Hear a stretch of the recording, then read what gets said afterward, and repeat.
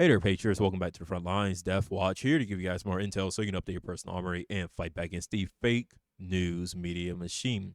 And today we're going to be talking about this video here on TikTok, which a lot of right wingers are saying is a Chinese psyop, right? Being pushed by the CCP to undermine traditionalism in the idea of marriage and wanting to have children, right? I kind of say if this is a Chinese psyop, it's pretty weak because if they really want to undermine the West, right, they just have to continue to fund radical feminist beliefs that have already been, being pushed by these different organizations in America for decades, right? Um, Before we start the video, let's look at this meme real quick, right? Book on submissive wives become hit in Spain, right? Book that advises new wives to be submissive proves surprise success in Spain, but angers feminists, right?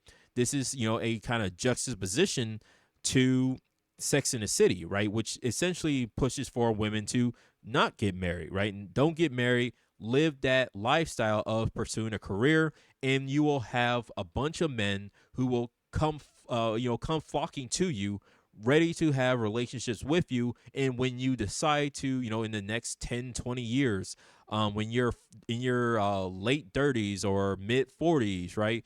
Those guys are still going to be right there waiting for you to put the ring on you. Okay. Yeah, no. No, they're not. Okay, so let's look at this video real quick, right? Because essentially, this girl, as she reaches out for the wedding ring, right, she gets flashes from the future of having to wash the dishes, clean up the house, do the laundry, cook the food, mop the floors, and how dare you? I have to hold a child in my arms while I'm on the phone. What type of lifestyle is that? It's not for me, right? And she puts the ring down on the table, right? So essentially, what a lot of people are kind of sitting back and saying is that what type of life do you live, lady? Right? If doing basic chores such as washing your dishes, cleaning up the laundry, cleaning up and doing the laundry, if that's such a torture for you, um, like what type of life do you really live? Do you not do chores around the house? Do you have like a butler, or do you have what? Okay, what's going on? And that's another thing that, again, feminists have been pushing for years, that women were essentially just house servants to men.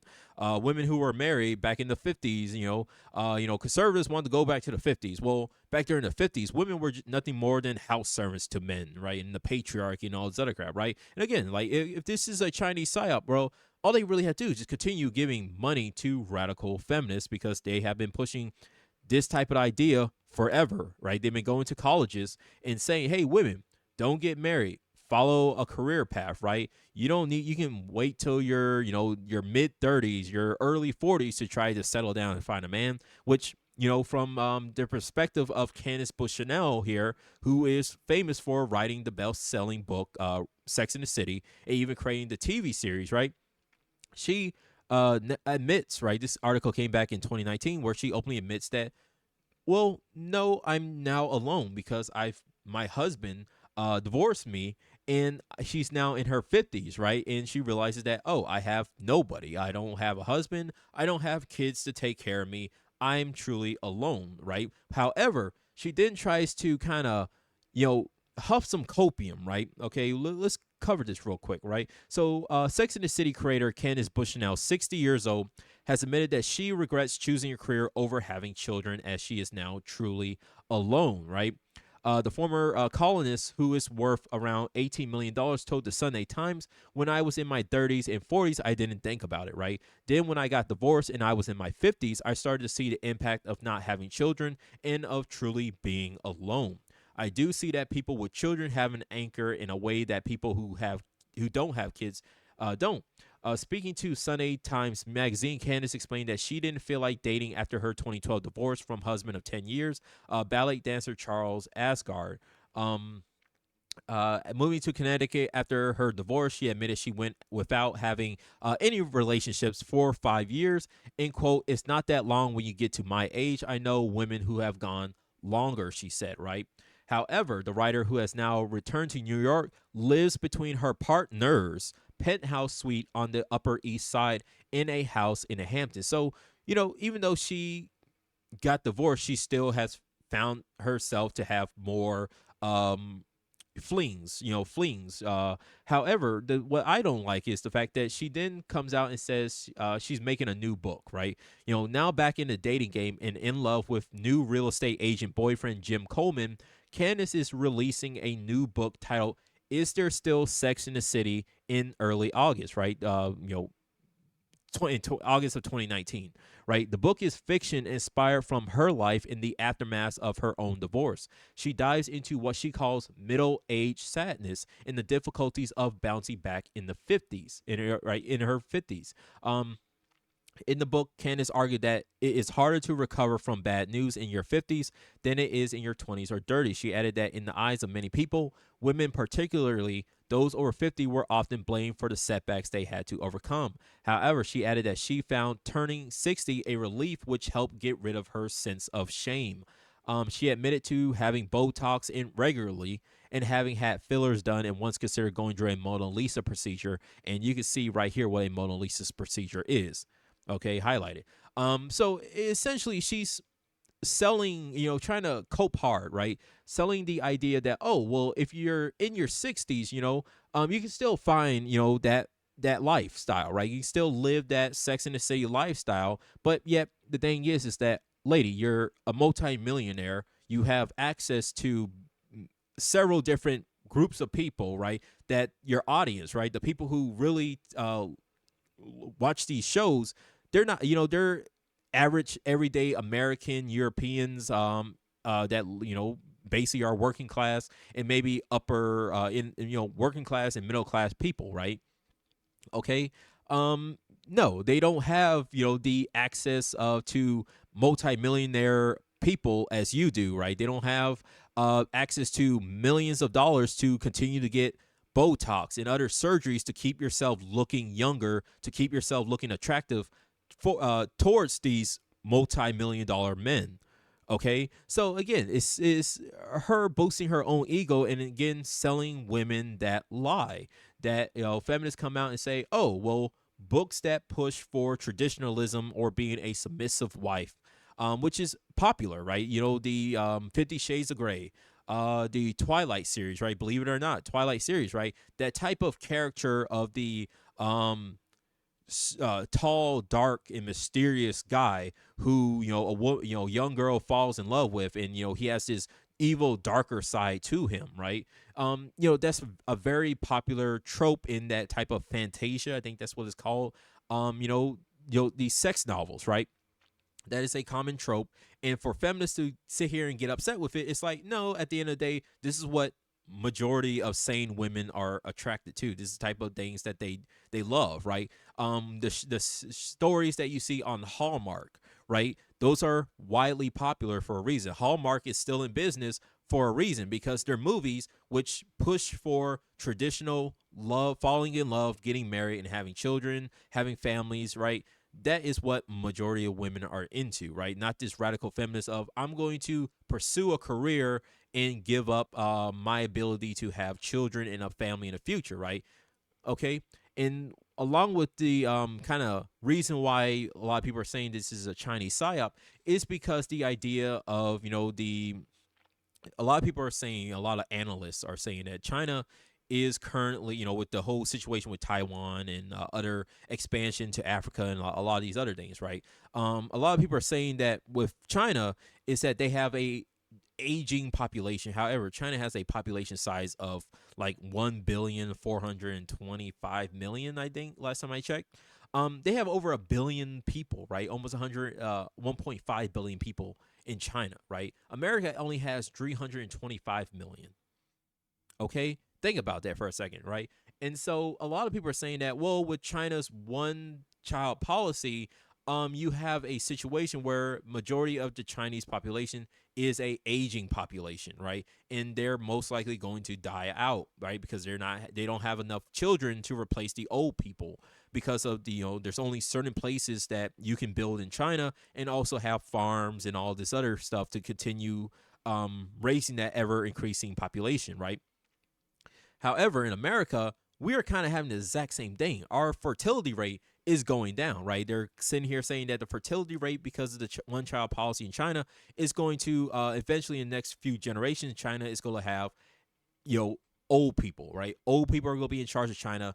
Young people are going to be very few. But the same thing can be said about America. Same thing can be said about Europe, right? The Western world as well. Whereas a lot of women are giving up, right? More childless U.S. adults say they'll likely never have kids. Survey finds, right? So according to peer research, right, you have a lot of women just overall saying no, we don't, we don't feel like having children, right? Most childless adults say they probably won't have kids because they just don't want to, right? Among non-parents age 18 to 49 who say it's not at all likely they will have children. Percentages say it's because 56% say they just don't want to have children, right? 43 say some other reason. And then for the some other reason, a lot of people are saying for medical reasons because they can't afford, financial reasons, no partner, age. 9% says state of the world. 5% says climate change, and then two because partner doesn't want kids. Right. So overall, situation is people are growing up and saying that they just don't want to have kids. I know plenty of women that I work with. I just sit there and I ask them like, "Hey, you plan on having kids in the future?" And they say, "You know what? I just never thought about it. I don't think I want to have kids." And it's like that's kind of weird, right? Your mother birthed you into this world. You have siblings, and you're just like, nah, I don't think I want to have kids, right? And I kind of poked them as to why. But when you ask them about other, like, they won't really give you a reason why. They'll say, I kind of don't want to have kids. But then when you ask them about other, hyper partisan policies, right? Oh, they'll gladly tell you about that, and it's like, oh, you're feminist AF, right? You're a hyper feminist, right? That's probably why you don't want to have children, right? Because you've been told all your life by these other feminist movements that being a mother, taking care of your children, or being married to a husband, that's part of the patriarchy. You need to undo that type of crap, right? Fight back against it. Okay. And this comes from today.com. Child free by choice. Why many women are intentionally opting out of parenthood, right? Choosing child free does not equate to dislike for children, right? But again, a lot of women, right? It's a lot of women who are just straight up saying that no, they don't want to have children because some women are just like, well, I don't want to, mess up my body because of having childbirth, right? I know one woman that I talked to, she was like, childbirth, that does, a lot of damage on your body. And I'm like, bro, you're like one of like four people, right? Do you look at your mother and say, wow, your body's all jacked up. I never want to be like you, right? That's wild, right? It's just all around wildness, right? But again, a lot of it comes from the ideas of modern day feminism in shows and movies like Sex and the City, pushing this type of women can have it all mentality when they really can't. When they get older, women are going to realize that their biological clock is running out, and as they get older, a lot of men aren't going to find them as attractive. And then, a lot of these articles, right? If you look into the manosphere, a lot of them cover articles after articles. Better Bachelor has covered many articles where you have time and time and again, a lot of these feminists come out and they're like, why aren't men attracted to me? Where are all the good men at? Men are evil. Men are trash. That's why they don't want to date me. And it's like, well, if you have a mentality like that, it's a clear reason why men don't find you attractive, nor do they want to approach you, right?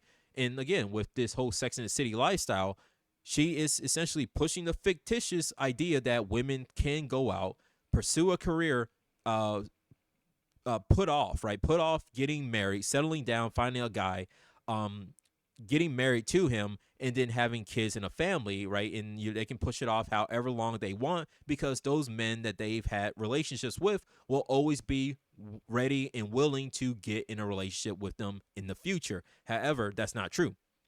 These men will eventually get tired and find somebody else if they are not already having relationships with other people, right? And then when the woman, grow up to realize you're in your mid-30s, like a lot of these other feminists who write these hateful articles, they realize that, oh, the men that I have dated in the past, I've tried to get back in contact with them, right, expecting them to follow me around like a puppy dog. No, they're all gone. All the men that I've had relationships with and didn't seal the deal with them, well, they're all gone, off to some other place. and all the men that I'm trying to get with now, they don't find me attractive. So all these men are clearly just trash and evil, right? It's like, come on now. Let's be really real here for a second, right? And these women will then go on to announce themselves as single income, no kids, go on TikTok, go on social media, and try to find some type of solidarity with other women so they can all gather around in a mass big circle and huff a bunch of copium about their stupid life choices, right? Is what it is. So at the end of the day, again, if this is a Chinese psyop, that's a weak. It's very weak, right? The weakest Chinese psyop I ever seen.